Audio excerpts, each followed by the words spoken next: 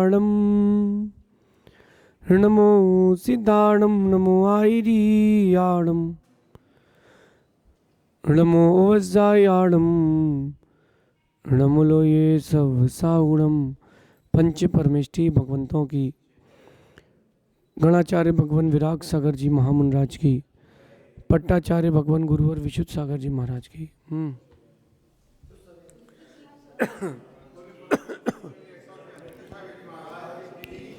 या हम सभी अपने जीवन में सुख और गुणों की अभिवृद्धि के लिए नीति के विषयों का श्रवण कर रहे हैं। नीतिकार हमें सिखाते हैं कि हमें ऊंचे पद पर स्थान प्राप्त करने का पुरुषार्थ करना चाहिए, और सबसे श्रेष्ठ पद, सबसे बड़ी कोई डिग्री है तो उसका नाम है साधु बनने की डिग्री। अपन साधुओं के बारे में सुनते हैं, कहते हैं, लेकिन कभी साधु के जीवन पर हमने चिंतन नहीं किया। और साधु के जीवन में अगर एक बार चिंतन कर लिया, मेरा मानना है कि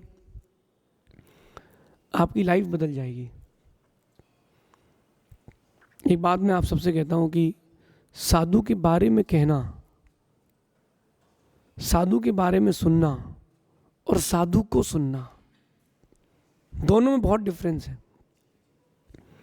मैं यहां बैठा हूं, मेरे बारे में आपने बहुत कुछ सुना होगा, मेरे सामने, मेरे पीठ पीछे मेरे बारे में सुना है। कभी मुझे भी सुनो, कभी मुझे भी सुनो।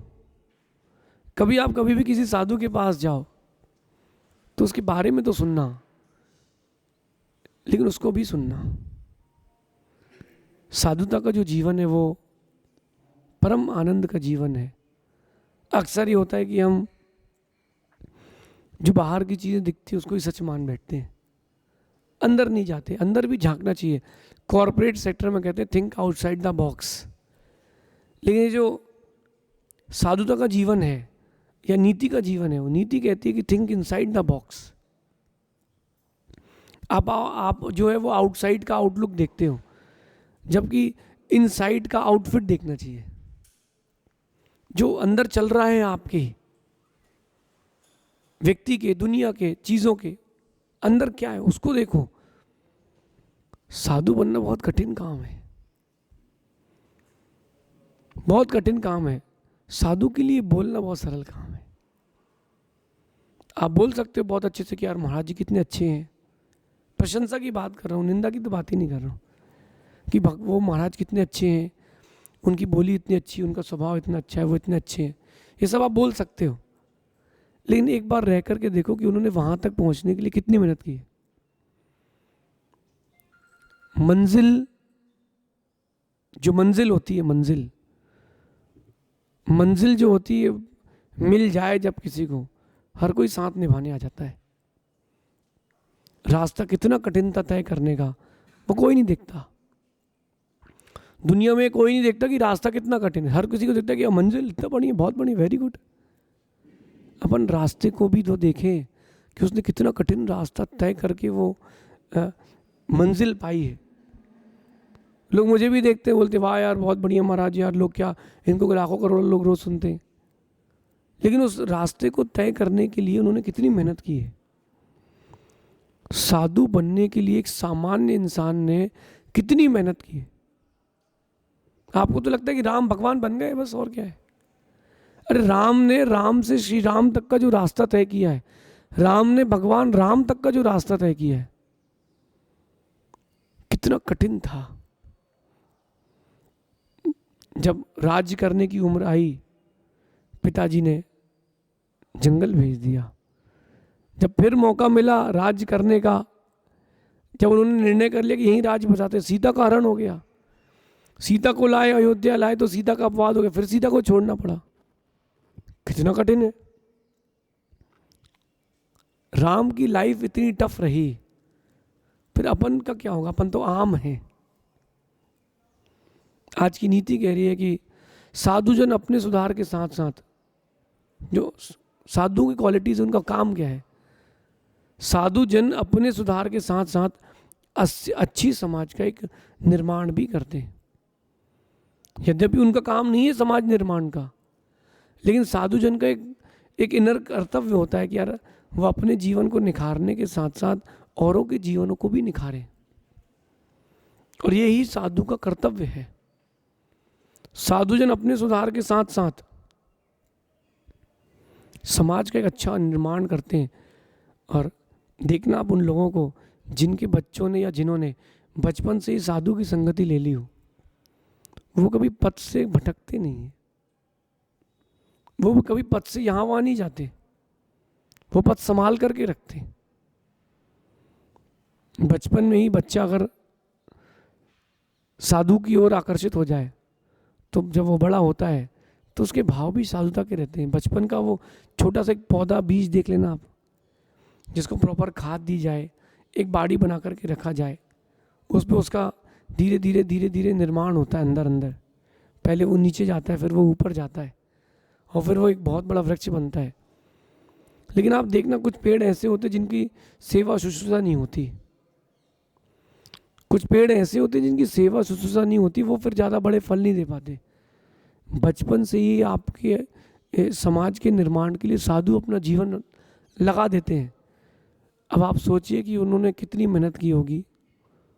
जब आप कभी साधु को देखें तो ये मन में लाना कि ये अपने साथ साथ हमारा भी कल्याण कर रहे हैं। हम तो स्वार्थी हैं, हम तो अपने परिवार को देख रहे हैं, अपने वंश को देख रहे हैं, अपने नगर को देख रहे हैं, अपने गांव को देख रहे हैं। लेकिन धन ने ये अपना सब कुछ छोड़ करके स्वयं का भी निर्माण कर रहे हैं और समाज का भी निर्माण कर लिए। इसीलिए साधु देश के, विश्व के, राज्य के सबसे बड़े हितैषी कहलाते हैं। इसीलिए कौन, और उनकी जो साधुता है उसका वर्णन करने के लिए मैं आपसे कहूं कि मेरे पास शब्द ही नहीं है। मैं आपसे बोलूँगा कि मेरी डिक्शनरी में जितने शब्द हैं वो सारे के सारे शब्द खत्म हो जाएंगे किसके सामने? साधुता की व्याख्या करने के सामने। जो दुख दे रहा हो, कष्ट दे रहा हो, परेशान नहीं दे रहा हो, उसके प्रति भी वैसा आशीर्वाद दे करके, उसके प्रति भी वो मंगल भावना रखते। क्यों? चलो ठीक है, गलती सबसे हो जाती है, तो सभी भगवान, कुछ बन चुके भगवान है, कुछ बनने वाले भगवान है। यही तो उनके अंदर की साधुता है। देखो, आप एक वृक्ष को साधु से कंपेयर कर लेना, एक वृक्ष को साधु से, साधु को वृक्ष से कंपेयर करना। स्वयं धूप सहता है वृक्ष, सबको छाया देता है, स्वयं तपस्या करके तपसे हैं साधु, और अपनी तपस्या सबको छाया देते हैं, शीतलता देते हैं।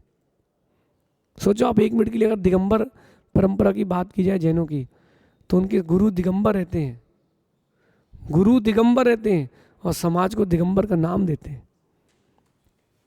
कितना कठिन है। वो वृक्ष जो होता है जड़ों से पानी लेकर के फल बनाता है, चींटियां घर बना लेती है उसको भी सहन करता है, चिड़िया घोंसला बना लेती है उसको भी सहन करता है, लेकिन आपको फल देता है कौन? वृक्ष। वो वृक्ष आपको फल देता है, छाया देता है, और सूख जाए तो तुम्हारे सोने के लिए लकड़ी का तख्त भी देता है, सब कुछ देता है, ऑक्सीजन देता है। साधु भी यही करते हैं, सब कुछ सहते हैं और आपके लिए अच्छा अच्छा देते हैं। इसलिए जब कभी कोई साधु मिल जाए, झुक जाना, क्योंकि जब वो भगवान बन जाएंगे तो देखने नहीं मिलेंगे। राम की मूर्ति आज देखने मिलेगी, भगवान महावीर की मूर्ति आज देखने मिलेगी, भगवान राम और भगवान महावीर आज नहीं मिलेंगे। तो क्यों ना जो वर्तमान में राम की तरह साधु हैं, आज अपन उनके दर्शन करके, उनकी वंदन करके आनंद ले लें। लेकिन कभी भी ध्यान रखना, जीवन की कोई भी परिस्थिति हो, साधुओं के बारे में ऊंची आवाज में मत कहना, क्योंकि अभी आपको पता नहीं है कि साधु कितनी मेहनत से बनते हैं, कितनी मेहनत से वो साधु बनते हैं। आप सोचो कि आपकी एकदम लग्जीरियस लाइफ और उनकी एकदम आध्यात्मिक लाइफ, और लग्जीरियस लोग उनके आसपास ही घूमते हैं, जिनकी खरबों के मकान है, करोड़ों का बैंक बैलेंस है, ऐसे लोग उनके आसपास घूमते हैं, फिर भी वो उनसे आकर्षित नहीं होते। मैं कहता हूं कि साधु बनना आसान है, आप कहते हो ना साधु बनना आसान है, इतना आसान नहीं जितना आपको लग रहा है। कुएं से पानी निकालना और कुआं खोद करके पानी लाना,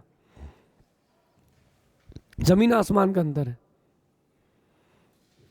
साधु बनना आसान नहीं है, और एक बात और, साधु बने रहना भी आसान नहीं है।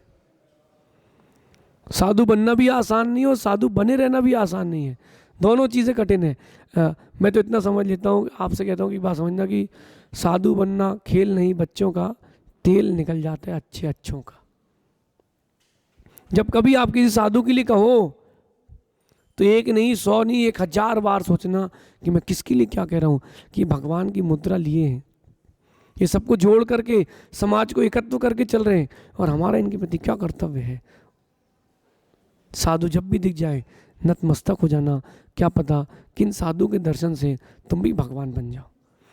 अपने जीवन को साधुता की इस डोरी से जोड़ के रखना, क्योंकि जो साधुता की डोरी से जुड़ जाता है वो इंसान से भगवान बन जाता है।